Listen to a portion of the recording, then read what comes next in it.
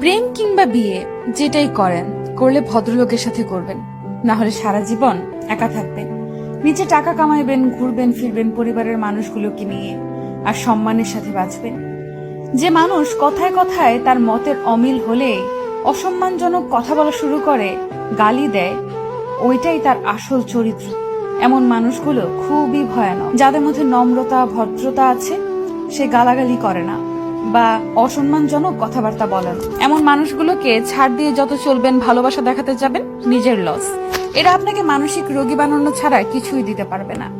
এমন সম্পর্ক থেকে যত তাড়াতাড়ি সম্ভব বের হয়ে আসা উচিত। কেউ কারোর জন্য মরে না। জীবন নষ্ট করার জন্য একজন অযোগ্য লোককে নিজের জীবনে জায়গা দেওয়াই যথেষ্ট।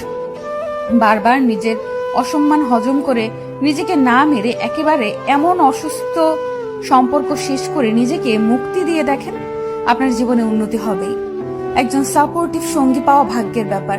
যে মানুষের মাঝে ভদ্রতা আছে, তারা তাদের দায়িত্ববোধ সম্পর্কে জানে। তারা অন্যের জীবন নিজের নিয়ন্ত্রণে আনার জন্য মরিয়া হয় না। আমি আমার পরিচিত এমন অনেক মানুষ চিনি যারা জীবনে অনেক ভালো কিছু করতে পারত, কিন্তু তাদের জীবন নষ্ট করে দিয়েছে তাদের জীবন সঙ্গী। আবার এমন অনেক মানুষ দেখেছি যারা জেনে শুনে ভুল মানুষের প্রতি ইমোশনাল হয়ে নিজের ক্ষতি ডেকে আনছে। ভালোবাসলে আগে নিজেকে ভালোবাসা উচিত, এরপর অন্য কেউ।